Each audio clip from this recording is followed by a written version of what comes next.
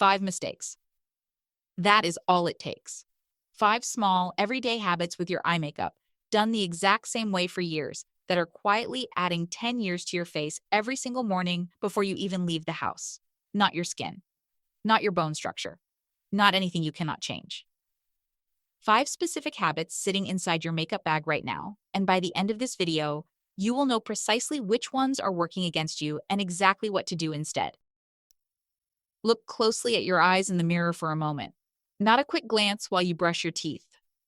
A real, honest look. Do they look tired even on the mornings you slept 9 full hours? Do they look smaller than they used to, no matter how carefully you apply your makeup or how much concealer you layer on underneath? If the answer is yes, this video is for you, because the reason is almost never your eyes themselves. It is almost always one of these 5 specific habits, done out of pure routine, without ever being questioned. Welcome back to Stylish 60 Plus, the channel where we talk honestly about what actually works for our faces at this stage of life, instead of recycled advice built for a much younger woman's eyelid. I am counting these 5 mistakes down in order, from common to the one almost nobody talks about. And I am saving the single most transformative fix, the one that happens before a single product is even applied, for the very end. Stay with me, because women who have sat in my chair have told me they finally recognize themselves again after we walked through exactly what I am about to show you. Mistake number 1, and it is the one I see more than any other single mistake on this entire list. Thick, dark eyeliner drawn all the way around the entire eye, top and bottom in one solid, unbroken line. It feels dramatic. It feels finished. It feels like the eye is not truly done until that full ring is complete. And for years, this technique probably worked beautifully, framing the eye and making it look larger and more awake. But here is what almost nobody explains to you at the makeup counter or in a magazine tutorial. As the eyelid naturally softens with age and the eye itself becomes slightly smaller, slightly more hooded, and a little less lifted than it once was, a full solid ring of dark liner stops defining the eye and instead starts to shrink it. The dark line at the top meets the natural shadow already forming in the crease, and the dark line at the bottom meets the natural softness already forming under the eye, and instead of opening the whole area up, the 2 lines squeeze in on the eye from every direction at once, making it look smaller, more closed, and considerably more tired than the woman wearing it actually feels. I want to tell you about a client of mine named Diane, because her story is exactly why I make videos like this one. Diane came into my chair a few months ago wearing the same full black winged liner she had worn since she was in her 30s, and she told me, almost apologetically, that people kept telling her she looked exhausted, even on days she felt completely rested and happy. We did nothing dramatic that day. We simply broke the ring. And by the time she looked in the mirror again, she actually gasped, because her eyes looked brighter and more open than they had in years, using the exact same eyeliner she already owned. Here is the fix. And I want you to actually try this tomorrow morning before you do anything else with your makeup. Line only the upper lash line, staying as close to the roots of the lashes as physically possible, and instead of a thick solid line the whole way across, taper it so it is thinnest at the inner corner near the bridge of your nose and only builds in thickness gradually as it moves toward the outer corner. On the lower lash line, either skip liner completely, which is genuinely the better choice for most women over 60, or if you feel your eye needs a little grounding underneath, use only a soft smudged taupe or warm brown pencil along the outer third of the lower lash line, never along the inner corner, and never in black. Black along the lower lash line after 60 is one of the single fastest ways to make an eye look smaller and more tired, even when every other part of the makeup application is completely flawless. There is one more small detail almost nobody mentions, and it makes a real difference. Skip lining the waterline entirely, the thin strip of skin just inside your lash line. This area tends to become slightly more sensitive and slightly less defined with age, and a dark liner here does the same shrinking effect as the full ring we just talked about, except right up against the eyeball itself, which can also make the eye look watery or irritated by midday.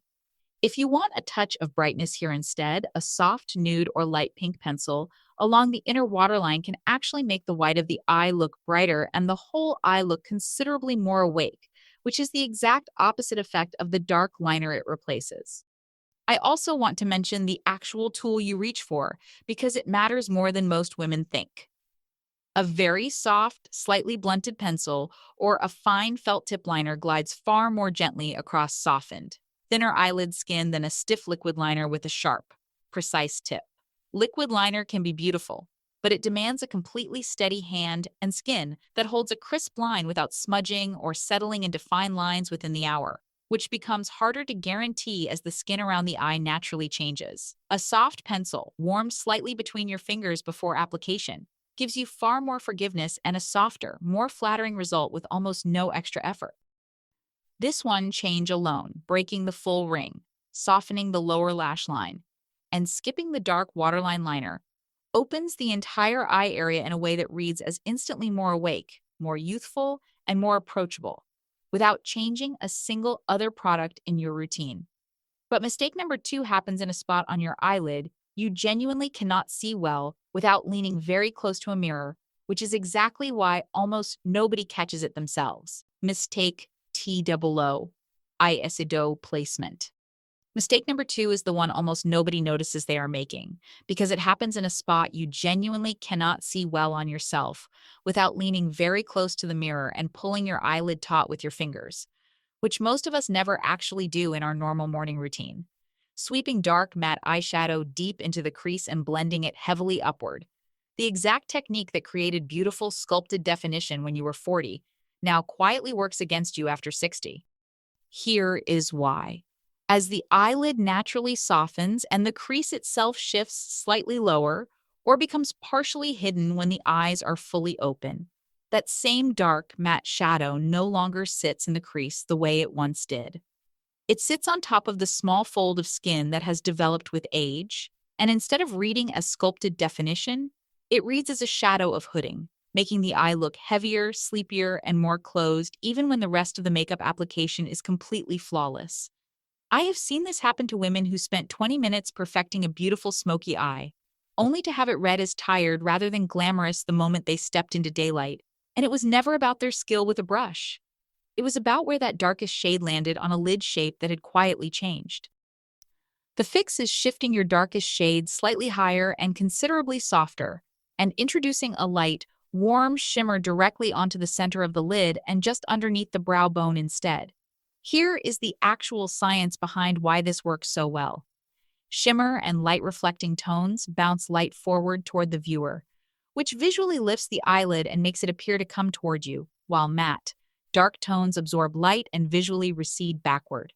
By placing a soft champagne, warm ivory, or pale gold shimmer at the very center of the lid, you are essentially building a built-in highlight exactly where the eye needs the most lift, and you should only use your deeper transition shade in a soft, diffuse sweep just above the natural crease, blended upward and outward, never pressed downward into the fold itself. One more detail that changes absolutely everything about how this looks by the middle of the day. Skip fully matte finishes entirely across hooded or softened lids. A satin or soft shimmer finish worn across the whole lid looks more youthful in every single kind of lighting you will encounter throughout your day, from a bright kitchen in the morning to a dim restaurant in the evening, because it keeps catching tiny points of light continuously, instead of going completely flat and lifeless by noon the way a heavy matte finish tends to do on mature skin. Let's also talk briefly about color choice, because this matters more than most women realize. If your eyes are blue or green, a warm champagne or soft rose gold shimmer on the lid, paired with a plum or deep brown transition shade rather than gray or black, will make your eye color noticeably more vivid, because warm tones sit opposite cool eye colors on the color wheel and create natural contrast. If your eyes are brown, a soft copper or bronze shimmer intensifies the warmth of your natural eye color beautifully, while a deep aubergine transition shade adds a subtle richness without ever looking heavy. None of these choices require an expensive new palette. Most women already own at least one of these shades sitting unused in a drawer somewhere, simply because nobody ever explained where to actually place it. And here is a small bonus detail worth remembering. Applying your shimmer with a slightly damp brush, just barely touched to a setting spray, intensifies the pigment and makes it cling more evenly to softened lid skin, giving you a richer payoff with less product and considerably less fallout underneath the eye by the end of the day. Mistake 3. Mascara and lashes. Mistake number 3 lives right at the very end of your routine, and it is the one that can quietly undo every careful step you just took with liner and shadow. Several thick coats of mascara applied straight down onto lashes that have naturally thinned, become sparser, and grown a little more brittle over the years. It feels like more coverage automatically means more definition, the same logic that made sense decades ago. But on finer, more fragile, more sparse lashes, heavy buildup does the exact opposite of what you actually want. The weight drags each lash downward instead of lifting it. It clumps unevenly between lashes that already have more space between them, and it can genuinely make the eye look smaller by physically pulling the outer corner of the lash line down along with it. I think about a client named Carol every time I talk about this one, because her transformation was so simple it almost felt unfair. Carol had been applying 4 to 5 coats of the same drugstore mascara every single morning for years, convinced that more product was the only way to compensate for lashes that had thinned. When we switched her to 2 light coats using a completely different technique, she told me her eyes looked wider within seconds, and she has not gone back to her old routine since. The fix is a lighter hand and an entirely different technique than most of us were ever taught. Wiggle the wand gently at the very base of the lashes first, right where they emerge from the lid, to deposit product exactly where it is needed most. Then sweep upward and slightly outward in one smooth motion rather than pressing straight down and dragging back up repeatedly, which is precisely what creates the clumping we are trying to avoid. 1 to 2 coats maximum is almost always enough on lashes that have thinned with age. If you want more visible definition without adding more weight, reach for a lash curler used before mascara, held gently at the base for just 5 to 10 seconds. This single tool lifts the entire lash line instantly and does far more visual work in that short amount of time than a third or fourth heavy coat of mascara ever could. And here is a detail almost nobody mentions in a typical beauty tutorial. As lashes naturally thin with age, especially along the outer corners where sparseness tends to show first, adding just 2 or 3 individual false lashes to only the outer third of each eye, rather than a full dramatic strip lash, opens and lifts the entire eye shape in a way that looks completely natural, because you are simply reinforcing your own existing lash line exactly where it needs the most support, rather than covering it up with something obviously artificial. If your lashes have thinned considerably, it is also worth considering a nightly lash serum applied along the base of the upper lash line, similar in concept to how you might treat thinning hair at the roots. Results take patience, usually 6 to 8 weeks of consistent nightly use before you notice a real difference, but many women find their natural lash density genuinely improves over time, which means less reliance on heavy mascara or false lashes altogether as the months go on. One final tip on this topic that changes how everything else on your face reads together. If you wear glasses, especially for reading or daily wear, curling your lashes matters even more than it does for women who do not, because the lens itself can visually compress the eye area and make already thin lashes even less noticeable from a distance. A well-curled, lightly coated lash holds its lift and visibility even from behind a lens, keeping your eyes looking bright and awake throughout the entire day. And one small warning worth mentioning here.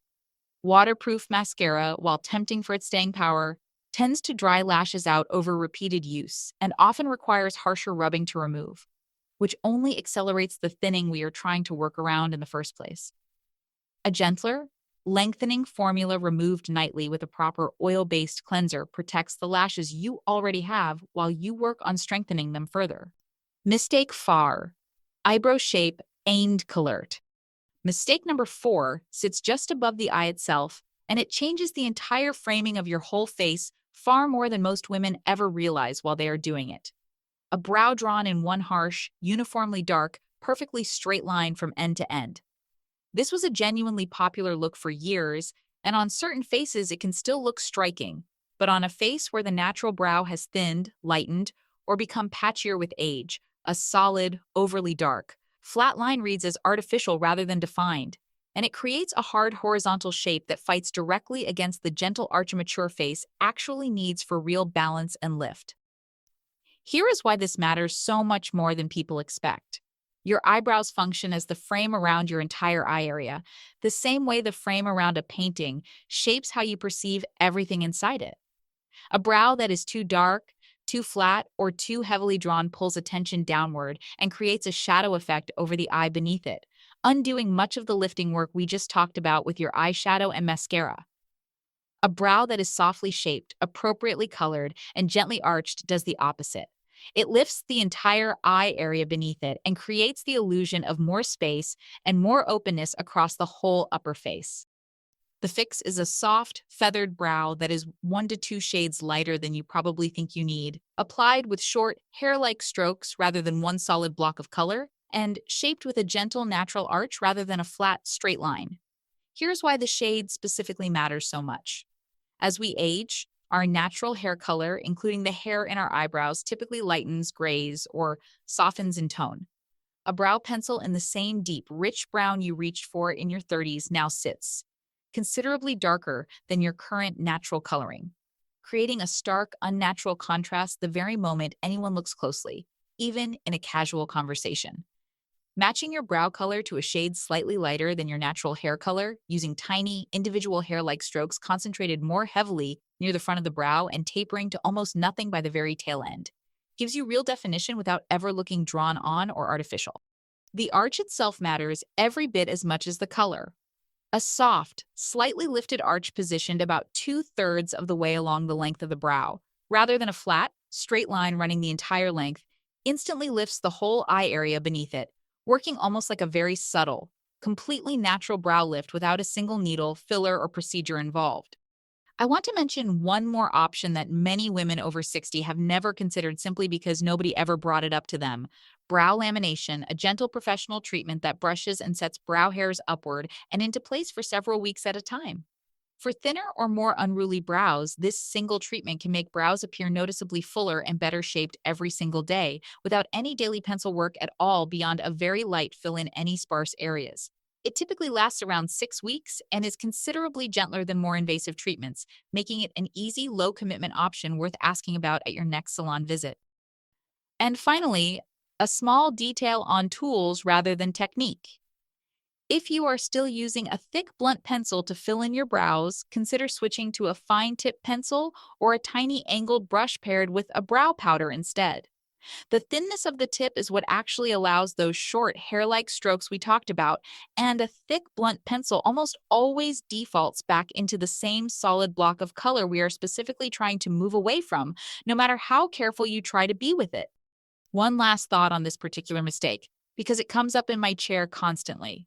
If your brows have thinned so significantly that pencil alone leaves visible gaps in the skin beneath, a tinted brow gel with tiny built-in fibers can add the illusion of density without ever looking like makeup sitting on top of skin, which reads as far more natural under any kind of daylight or camera lighting. Each payoff. Mistake 5 and close.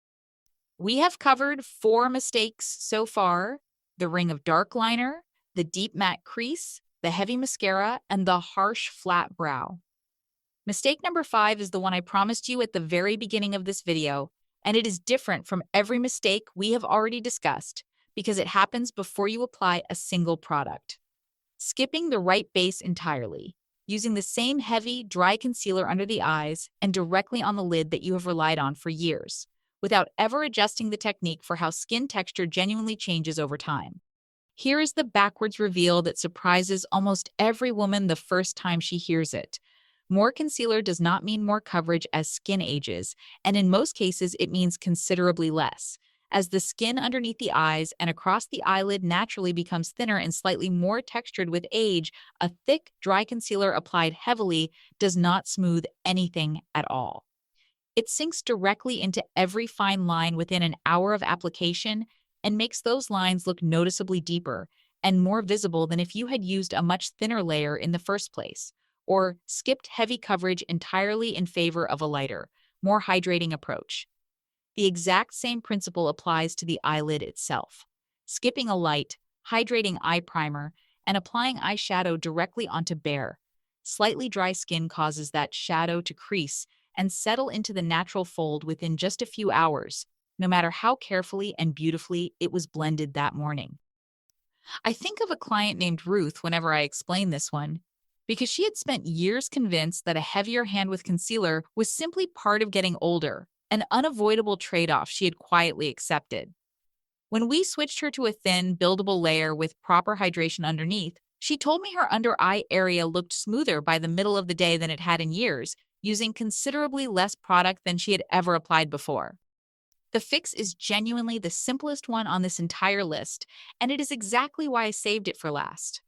A small amount of hydrating, lightweight eye primer smoothed onto the lid before any shadow goes on, and a thin, buildable layer of a creamy, brightening concealer under the eye, set with only the smallest amount of translucent powder pressed gently on with a puff rather than swept on heavily with a brush, which can push powder into fine lines rather than simply setting the concealer in place. This single change makes every other fix we discussed today last for hours instead of fading and creasing by lunchtime, and it is the real reason a full face of otherwise perfect eye makeup can still look tired by early afternoon if this one foundational step gets skipped. There is one more detail worth mentioning here because it ties directly into color correcting rather than simply concealing. If the skin under your eyes leans slightly blue or purple, a very small amount of a peach or salmon-toned corrector underneath your regular concealer neutralizes that tone far more effectively than piling on additional layers of concealer alone ever could. If the area leans more brown or sallow, a soft lavender tone corrector does the same neutralizing work in the opposite direction.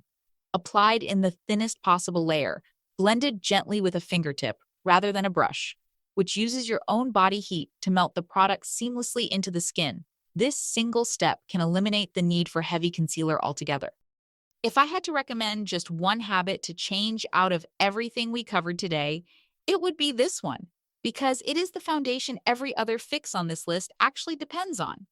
You can perfect your liner, your shadow placement, your mascara technique, and your brow shape, and all of it can still unravel by early afternoon if the base underneath was never properly prepared to hold it. Every single mistake we talked about today comes from the exact same root cause. Applying the same techniques your eyes needed 20 or 30 years ago onto eyes that have naturally, gradually, and beautifully changed since then. None of these 5 fixes require expensive new products or a completely different morning routine. They simply require working with your eyes as they actually are today, rather than as they used to be, and giving yourself permission to update a habit that has quietly outlived its usefulness. So tell me, out of these 5 mistakes, which one do you think you have been making all along without realizing it? And which single fix are you trying first thing tomorrow morning? I read every single comment, and I would genuinely love to know which one surprised you the most.